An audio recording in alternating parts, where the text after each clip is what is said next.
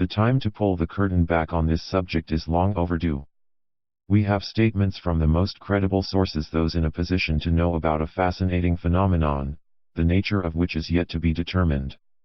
The statement above comes from John Podesta, Chief of Staff for Bill Clinton and counselor to Barack Obama.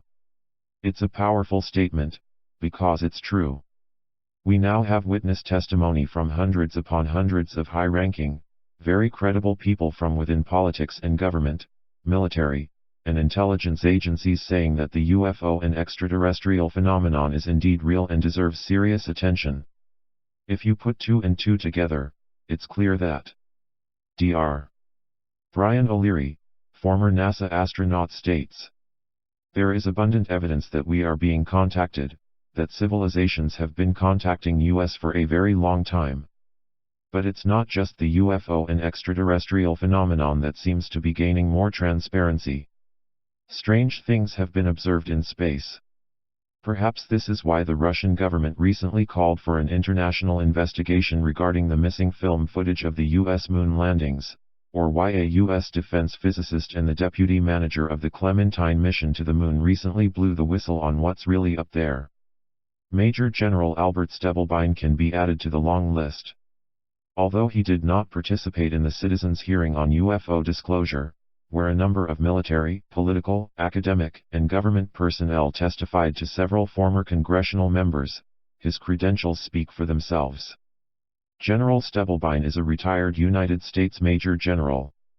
He was also the commanding general of the U.S. Army Intelligence and Security Command, INSCOM, and one of America's most distinguished soldiers and chief of U.S. Army Intelligence, with 16,000 soldiers under his command. He was a major proponent of psychic warfare and a key player in the Stargate project, which was a remote viewing program. Remote viewing can be defined in multiple ways. It's the ability of individuals to describe a remote geographical location up to several 100,000 kilometers away, sometimes even more, from their physical location. The results of this project were declassified and published in the peer-reviewed Journal of Scientific Exploration. In this program, individuals successfully described physical objects that were nowhere near their physical location. These programs were the inspiration behind the movie Men Who Stare at Goats. Here's what General Stubblebine had to say about Mars, perhaps thanks to some intel from the remote viewing program. There are structures on the surface of Mars.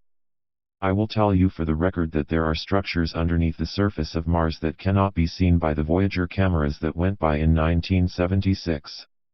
I will also tell you that there are machines on the surface of Mars and there are machines under the surface of Mars that you can look at, you can find out in detail, you can see what they are, where they are, who they are, and a lot of detail about them. Dolan, Richard. UFOs and the National Security State, New York, Richard Dolan Press. I'll let you think about that for a moment. Is it really that far-fetched?